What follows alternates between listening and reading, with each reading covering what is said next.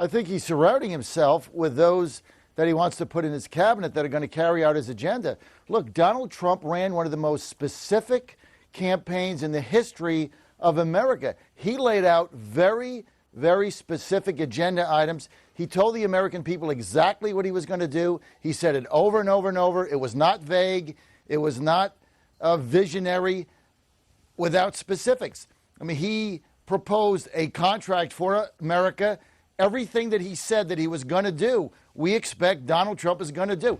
He got elected with the biggest electoral college mandate since Ronald Reagan in 1984. This election was not close. He has a mandate. We expect President-elect Trump is going to do exactly what he told the American people he was going to do for 18 months. Does it matter to you that one of those people is Jeff Sessions, one of only 2 people not to be confirmed as a federal judge because of racist remarks, and now he will be Attorney General? Does that bother you?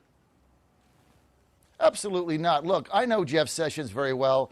I know Senator Sessions from Alabama. I've talked to him many times. I've probably had him on my show 20 times over time. So it's absolutely not a worry. I don't know what. Not a worry at all. I mean, Jeff Sessions has represented the state of Alabama well. He's been a stellar member of the U.S. Senate. He's a statesman. And so, look, we can go back and find what somebody said or somebody posted on social media or somebody said in 1959 or 1963. No, he was denied a position as a federal judge. It has nothing to do with anything. Does racism matter anymore or not really in America?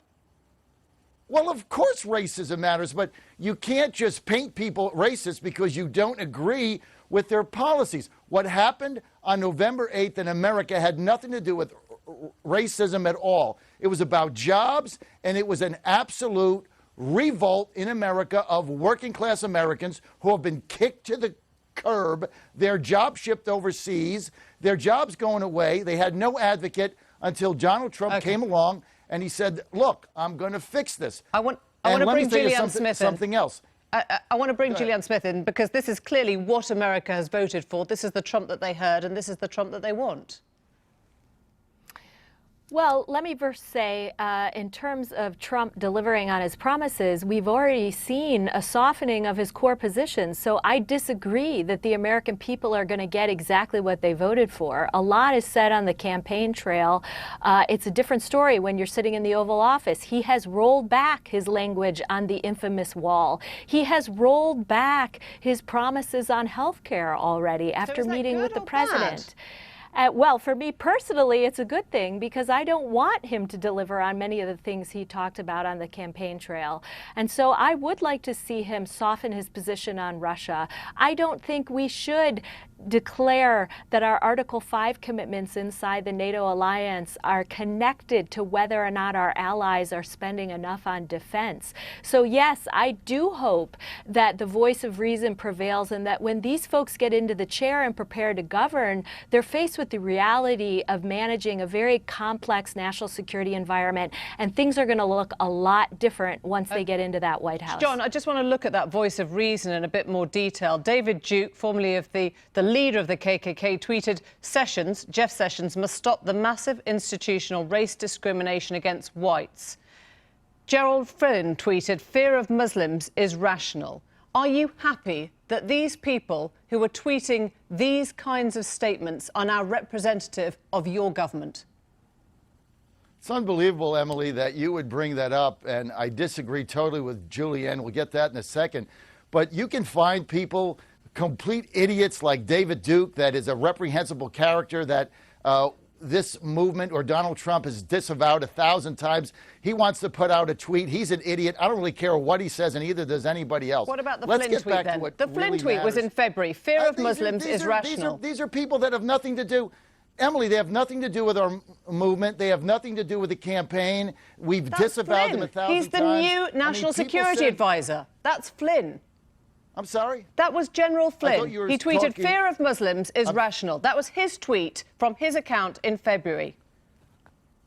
Okay, and that tweet was accurate at the time based on the fact that some Muslims had come in, like to San Bernardino. They were not properly vetted, and they blew 30 people away at a Christmas party. This is a tough time in America. We have had these things. We had the same thing going on in a gay bar in Orlando. So that was justified at the time. But to bring up David Duke is ridiculous. Let me get to what Julianne said. I think it was before Orlando, actually.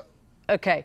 You want to bring in Julianne. Let me just ask, Julianne, do you accept this as a failure by Democrats, that if this is what America has chosen, then Obama's priorities with an Iran deal, with a Cuba deal, were completely the wrong ones?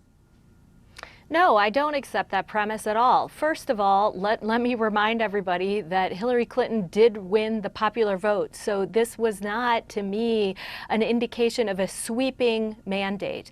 Second of all, I think, again, when you see the Trump team settle into their seats, just wait. We can have this conversation in a couple of months.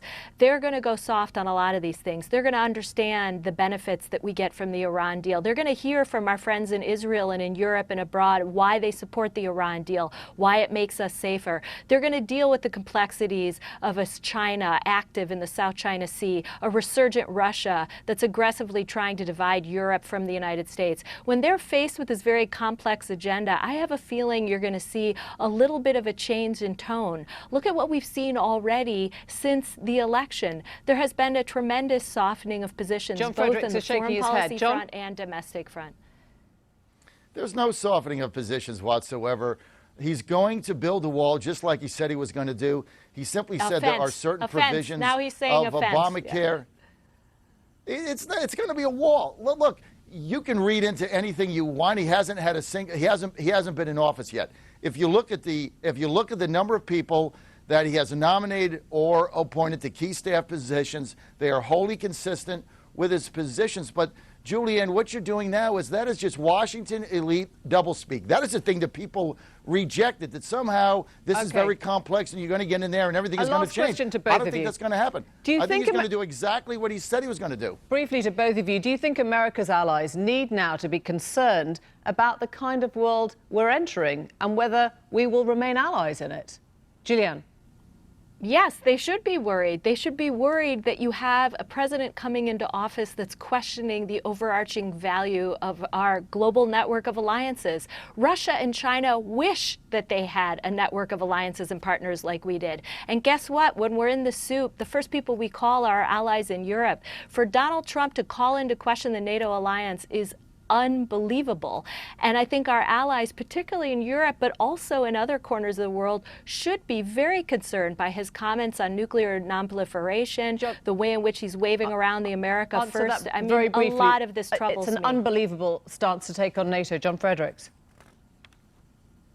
Look, I think eventually our allies across the globe are going to understand what a compelling president this is going to be. Here's one difference. He's going to put America first in everything he does. That's going to be a little bit different.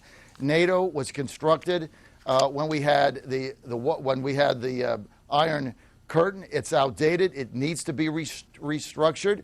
People that are not paying their share should be paying their fair share. That's the way the world works. But I think Donald Trump is going to look for alliances that make sense. He's going to wipe out ISIS. And I think the allies are going to look at him as a beacon of freedom for the world. We'd love to come back to you both at some point. Thank you both very much indeed. Thanks for joining us.